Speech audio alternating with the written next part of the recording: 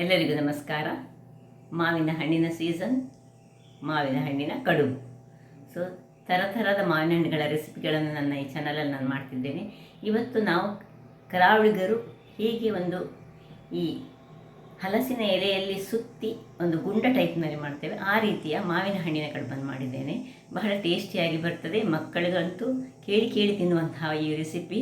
ಇದಕ್ಕೆ ನಾನು ಸ್ವಲ್ಪ ಬೆಲ್ಲ ಯೂಸ್ ಮಾಡಿದ್ದೇನೆ. ಬೆಲ್ಲ ಯೂಸ್ ಮಾಡದೆಯೂ ಸಹ ಮಾಡ್ಬೋದು, ಬಹಳ ಚೆನ್ನಾಗಿ ಬರ್ತದೆ.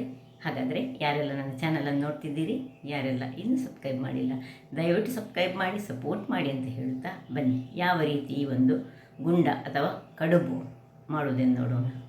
ನಮಸ್ತೆ ಮಿತ್ರರೇ. ಮಾವಿನ ಹಣ್ಣು ಸೀಸನ್. ಈ ಸೀಸನಲ್ಲಿ ಏನೆಲ್ಲ ಮಾಡಲಿಕ್ಕಾಗ್ತದೆ ಅದನ್ನೆಲ್ಲ ಮಾಡಿಕೊಳ್ಬೇಕು. ಬ್ರೇಕ್ಫಾಸ್ಟಿಗೆ ಇವತ್ತು ನಾನು ಮಾವಿನ ಹಣ್ಣಿನ ಕಡುಬು ಮಾಡ್ತಿದ್ದೇನೆ. ಬಹಳ ಚೆನ್ನಾಗಿ ಬರ್ತದೆ. ಅದು ಸಹ ಇನ್ಸ್ಟೆಂಟಾಗಿ ಮಾಡುವಂಥದ್ದು. ಇಲ್ಲಿ ನೋಡಿ, ಬಾಂಬೆ ರವೆ ಅಥವಾ ಚಿರೋಟಿ ರವೆ, ಯಾವ ರವೆ ಸಹ ಆಗ್ತದೆ. ಒಂದು ಕಾಯಿ ಮೆಣಸು ಬೇಕು, ಇದು ಆಪ್ಷನಲ್, ಬೇಕಿದ್ದರೆ ಹಾಕ್ಕೊಳ್ಬೋದು. 1-2 ಎಷ್ಟು ಸಹ ಹಾಕ್ಕೊಳ್ಬೋದು. ಸ್ವಲ್ಪ ಬೆಲ್ಲ ಬೇಕು, ತೆಂಗಿನ ತುರಿ ಬೇಕು. ಮತ್ತು ಈ ಒಂದು ನಾನು ಮೊನ್ನೆ ಒಂದು ಕಡುಬು ಮಾಡಿದಾಗ ಹೇಳಿಕೊಟ್ಟಿದ್ದೇನೆ ಯಾವ ರೀತಿಯಲ್ಲಿ ಈ ಒಂದು ಇದನ್ನು ಹಲಸಿನ ಎಲೆಯನ್ನು ಬಳಸುವುದು ಹೇಳಿ. ಹಲಸಿನ ಎಲೆಯಲ್ಲಿ ಸಹ ಮಾಡಲಿಕ್ಕಾಗ್ತದೆ, ಅಥವಾ ಲೋಟದಲ್ಲಿ ಮಾಡಿ ಸಹ ಆಗ್ತದೆ. ಹೀಗೆ ನಾವು ಇದನ್ನು ಇಲ್ಲಿಗೆ ಒಂದು ಸ್ಟಿಕ್ಕನ್ನು ಹಾಕ್ಕೊಳ್ಳೋದು, ಟೂತ್ ಪಿಕ್ ಸಹ ಆಗ್ತದೆ. ಅದು ನಾನು ಹಾಕುವಾಗ ತೋರಿಸಿಕೊಡ್ತೇನೆ. ಇಷ್ಟಿದ್ದರೆ ಆಯಿತು ನಮಗೆ. ಇನ್ನು ಮೊದಲಿಗೆ ನಾವೇನು ಮಾಡೋ ಹೇಳಿದರೆ, ಈ ಒಂದು ಪಾತ್ರೆಯಲ್ಲಿ ಸ್ವಲ್ಪ ಉಪ್ಪನ್ನು ಹಾಕ್ಕೊಂಡು ರುಚಿಗೆ ತಕ್ಕಷ್ಟು ಉಪ್ಪು ಮತ್ತು ಈ ಸಜ್ಜಿಗೆ ನಿಮಗೆ ಎಷ್ಟು ಮಾಡಲಿಕ್ಕೆ ಉಂಟು. ನಾನಿವತ್ತು ಇದರಲ್ಲಿ ಒಂದು ಮಾವಿನ ಹಣ್ಣನ್ನು ಯೂಸ್ ಮಾಡ್ತಿದ್ದೇನೆ. ನಾವು ಸ್ವಲ್ಪ ಮಂದಿ ಇರೋದ್ರಿಂದಾಗಿ ನಿಮಗೆ ತುಂಬ ಬೇಕಿದೆ ತುಂಬ ಯೂಸ್ ಮಾಡ್ಬೋದು. ಇನ್ನು ಇದಕ್ಕೆ ನೀರನ್ನು, ಇದು ಮುಳುಗುವಷ್ಟು ನೀರನ್ನು ಹಾಕ್ಕೊಂಡು ನಾವೊಂದು 10 ನಿಮಿಷ ಇದನ್ನು ನಾವು ನೆನೆಯಲಿಕ್ಕೆ ಬಿಡಲಿಕ್ಕೆ ಉಂಟು. ನೆನೆದ ಮೇಲೆ ನಮ್ಮ ಕೆಲಸ. ಅದರ ಮೊದಲು ನಾವು ಮಾವಿನ ಹಣ್ಣಿನ ಸಿಪ್ಪೆ ತೆಗೆದು ಅದರ ಪಲ್ಪನ್ನು ಸಹ ತೆಗೆದುಕಿಟ್ಕೊಳ್ಳೋಣ. ಇದನ್ನೀಗ ನೋಡಿ, ಇಷ್ಟು ನೀರು ಬೇಕು ನಮಗೆ. ಇಷ್ಟು ನೀರನ್ನು ಹಾಕ್ಕೊಂಡು ಇದನ್ನು ಒಂದು ಮುಚ್ಚಿಟ್ಟುಕೊಳ್ಳೋಣ. ಇದು ನೆನೆಯುತ್ತಾ ಇರುವಾಗ ನಾವಿಲ್ಲಿ ಈ ತೆಂಗಿನ ತುರಿಯ 3/4 ಭಾಗದಷ್ಟು ಹಾಕ್ಕೊಳ್ತಿದ್ದೇನೆ ನಾನು ಇದರಲ್ಲಿ, ಮತ್ತು ಸ್ವಲ್ಪ 1/4 ಭಾಗದಷ್ಟು ಇಟ್ಟುಕೊಳ್ತಿದ್ದೇನೆ. ಇದು 1 ಗಡಿಯಷ್ಟು ತೆಂಗಿನ ತುರಿ. ಈಗ ಬೆಲ್ಲವನ್ನು ಇದಕ್ಕೆ ಹೆರೆದುಕೊಳ್ತೇನೆ. ಸೊ ಬೆಲ್ಲ ಪುಡಿ ಇದ್ದರೆ ಬೆಲ್ಲದ ಪುಡಿಯನ್ನು ಯೂಸ್ ಮಾಡ್ಬೋದು. ಇದು ಎಲ್ಲ ಬೆಲ್ಲವನ್ನು ಇದಕ್ಕೆ ಮಿಕ್ಸ್ ಮಾಡ್ಕೊಳ್ತೇನೆ. ವೀಕ್ಷಕರೇ ನೋಡಿ, ಬೆಲ್ಲ ಆಯಿತು. ಈಗ ಇದಕ್ಕೆ ಸಣ್ಣದಾಗಿ, ಇದು ಆಪ್ಷನಲ್, ನಿಮಗೆ ಬೇಕಿದ್ದರೆ ಹಾಕ್ಕೊಳ್ಬೋದು, ಸಣ್ಣ ಮೆಣಸನ್ನು. ಖಾರಕ್ಕೆ ಚೂರು ಖಾರ ಬೇಕಾಗ್ತದೆ ನಮಗೆ. ಈ ಹಣ್ಣು, ಮಾವಿನ ಹಣ್ಣು, ಬೆಲ್ಲ, ತೆಂಗಿನ ತುರಿ, ಅದರೊಟ್ಟಿಗೆ ಚೂರು ಖಾರ ಬೇಕಿದ್ದವರು ಮಾತ್ರ ಹಾಕ್ಕೊಳ್ಳಿ. ಇದು ಆಪ್ಷನಲ್, ಬೇಕಿದ್ದರೆ ಹಾಕೊಂಡ್ರೆ ಆಯಿತು. ಮತ್ತು ಇಲ್ಲಿ ಸ್ವಲ್ಪ ಏಲಕ್ಕಿಯ ಪುಡಿಯನ್ನು ಹಾಕೊಳ್ತಿದ್ದೇನೆ ನಾನು ಸ್ವಲ್ಪ. ಇನ್ನು ಮಾವಿನ ಹಣ್ಣು ನೋಡಿ, ಮಾವಿನ ಹಣ್ಣಿನ ಹೀಗೆ ಸಿಪ್ಪೆ ತೆಗೆದ್ರೆ ಸಾಕ್ತದೆ, ಅಥವಾ ನಾವು ಹೀಗೆ ಇದನ್ನು 2 ಹೀಗೆ ಕಟ್ ಮಾಡಿಕೊಂಡು, ಒಳ್ಳೆ ಮಾವಿನ ಹಣ್ಣಾದರೆ ಒಳ್ಳೆಯದಾಗ್ತದೆ. ಹೀಗೆ ಕಾಟು ಮಾವಿನ ಹಣ್ಣು ಸಹ ಏನು ತೊಂದರೆ ಇಲ್ಲ, ಮಾಡಿಕೊಳ್ಬೋದು. ಹೀಗೆ ಮಾಡಿ ಇದರದ್ದು ಪಲ್ಪನ್ನು ಇದರಲ್ಲಿ ಹಾಕ್ಕೊಂಡ್ರೆ ಸಣ್ಣದಾಗಿ ಹೀಗೆ ಕೊಚ್ಚಿಕೊಂಡ್ರೆ ಆದಷ್ಟು ಸಣ್ಣದು ಬರ್ತದೆ.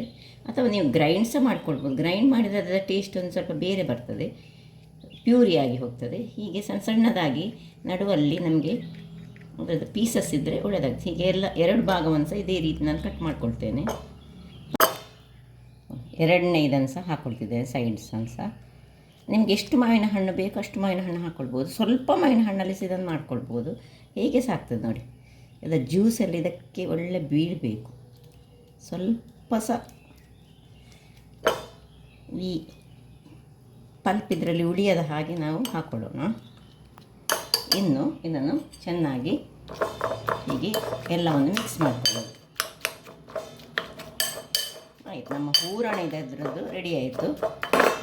ಚೆನ್ನಾಗಿ ಬೇಕಿದ್ದರೆ ಕೈಯಲ್ಲಿ ಸಹ ನಿಮಗೆ ಈ ಸ್ಪೂನಲ್ಲಿ ಬೆಳೆದಿದ್ದರೆ ಕೈಯಲ್ಲಿ ಸಹ ಈ ರೀತಿಯಲ್ಲಿ ಮಾಡಿಕೊಂಡ್ರೆ ಮಾಡಿ ಹೀಗೆ ಮಿಕ್ಸ್ ಮಾಡಿದರೆ ಆಯಿತು. ತೆಂಗಿನಕಾಯಿ, ಬೆಲ್ಲ ಮತ್ತು ಮಾವಿನ ಹಣ್ಣಿಂದ ಸಣ್ಣ ಹೀಗೆ ಪೀಸಸ್ ಇದ್ದರೆ ಒಳ್ಳೆಯದಾಗ್ತದೆ. ಇದು ಈಗ ರೆಡಿ ಆಯಿತು. ಇಲ್ಲಿ ಇದು ಆಯಿತು 10 ನಿಮಿಷ. ಈಗ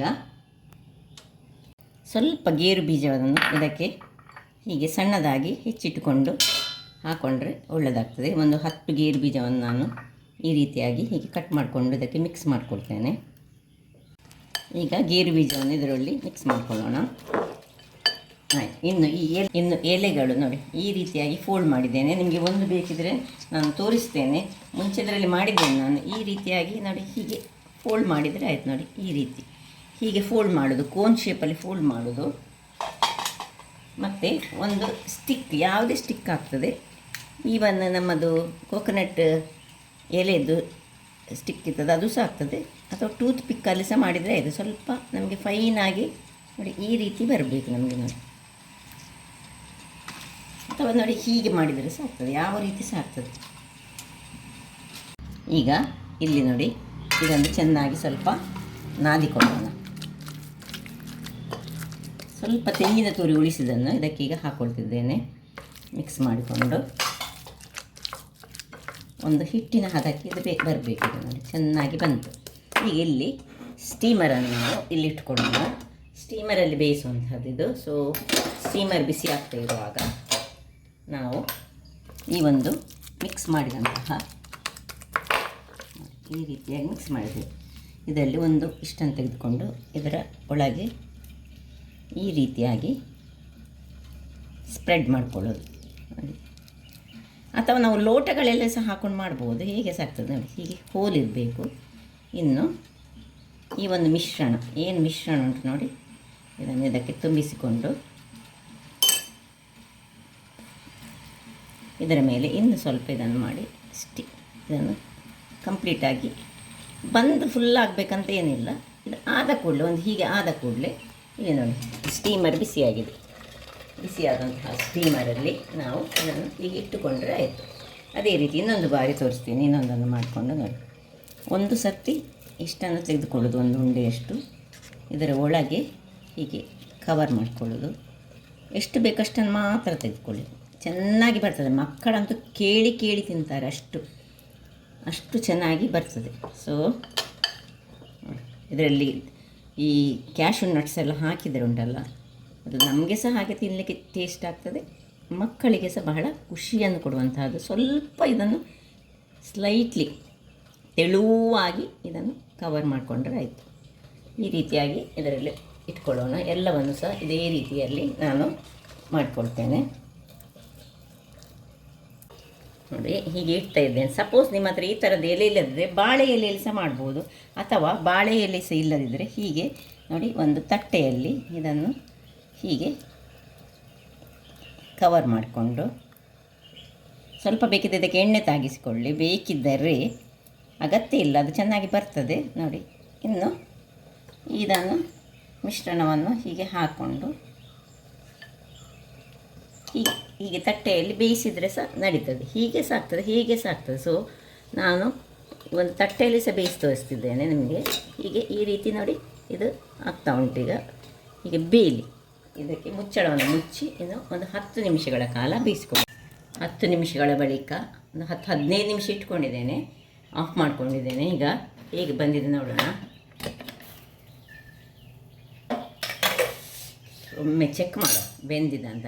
ಬೆಂದಿರ್ತದೆ ನೋಡಿ, ಏನು ಹಿಡಿಯುವುದಿಲ್ಲ. ಸೊ ಒಂದೊಂದಾಗಿ ತೆಗೆದುಕೊಳ್ಳೋಣ. ಏನು ಚೆನ್ನಾಗಿ ಕಲರ್ಫುಲ್ಲಾಗಿ ಉಂಟು. ತಿನ್ನಲಿಕ್ಕಂತೂ ಹೀಗೆ ಸಣ್ಣ ಮಕ್ಕಳಿಗೆ ಹೀಗೆ ಕೊಟ್ಟರೆ ಉಂಟಲ್ಲ, ಅವರಿಗೆ ಬಹಳ ಖುಷಿ ಆಗ್ತದೆ. ಇದನ್ನು ಓಪನ್ ಮಾಡ್ಕೊಂಡು ಕೊಡಬೇಕು. ಈ ರೀತಿಯಾಗಿ ಇಟ್ಕೊಂಡ್ರೆ ಆಯಿತು. ಇಲ್ಲಿ ನೋಡಿ ಈ ಒಂದು ಪ್ಲೇಟ್ನಲ್ಲಿ ಹಾಕಿಟ್ಟಂಥದ್ದು, ಅಂದರೆ ಕಪ್ಪಲ್ಲಿ. ಅದರ ಬದಲು ಇಡ್ಲಿ ತಟ್ಟೆಯಲ್ಲಿ ಸಹ ನಾವು ಮಾಡ್ಕೊಳ್ಬೋದು ಇದನ್ನು. ನಿಮ್ಮ ಹತ್ರ ಇಂಥ ಎಲೆಗಳಿಲ್ಲದಿದ್ದರೆ ಇಂಥ ಎಲೆಗಳನ್ನು ನಾವು ಯೂಸ್ ಮಾಡಿದರೆ ಆರೋಗ್ಯಕ್ಕೆ ಉತ್ತಮ ಹೇಳಿ ನಾವು ಹೆಚ್ಚಾಗಿ ಕರಾವಳಿಗರು ಈ ಎಲೆಗಳಲ್ಲಿ ಏನಾದರೂ ಒಂದು ಮಾಡ್ತಾ ಇರ್ತೇವೆ ನೋಡಿ. ಹೀಗೆ ನೋಡಿ ಒಂದನ್ನು ನಾನು ಬಿಡಿಸಿ ತೋರಿಸ್ಕೊಡ್ತೇನೆ ನಿಮಗೆ. ತುಂಬ ಬಿಸಿ ಉಂಟು. ಸ್ವಲ್ಪ ತಣ್ಣಗಾದ ಮೇಲೆ ಇದರದ್ದು ಈ ಸ್ಟಿಕ್ಕನ್ನು ತೆಗೆದರೆ ಆಯಿತು ನೋಡಿ. ಸ್ಟಿಕ್ ತೆಗೆದು ಈ ರೀತಿಯಾಗಿ ಬರ್ತದೆ. ಬಹಳ ಚೆನ್ನಾಗಿ ಬರುವಂತಹ ಈ ಒಂದು ಮಾವಿನ ಹಣ್ಣಿನ ಕಡುಬು ನೀವು ನಿಮ್ಮ ಮನೆಗಳಲ್ಲಿ ಮಾಡಿ ನೋಡಿ ಅಂತ ಹೇಳುತ್ತಾ ನನ್ನ ಈ ಕುಕಿಂಗ್ ಚಾನಲ್ ನಿಮಗೆ ಇಷ್ಟ ಆದರೆ ಬೋಳು ಸುವರ್ಣ ಚಾನಲನ್ನು ಲೈಕ್ ಮಾಡಿ, ಶೇರ್ ಮಾಡಿ ಹಾಗೂ ಸಬ್ಸ್ಕ್ರೈಬ್ ಮಾಡಿ ಹಾಗೂ ನನ್ನ ಇನ್ಸ್ಟಾಗ್ರಾಮ್ ಪೇಜನ್ನು ಫಾಲೋ ಮಾಡಿ. ಧನ್ಯವಾದಗಳು.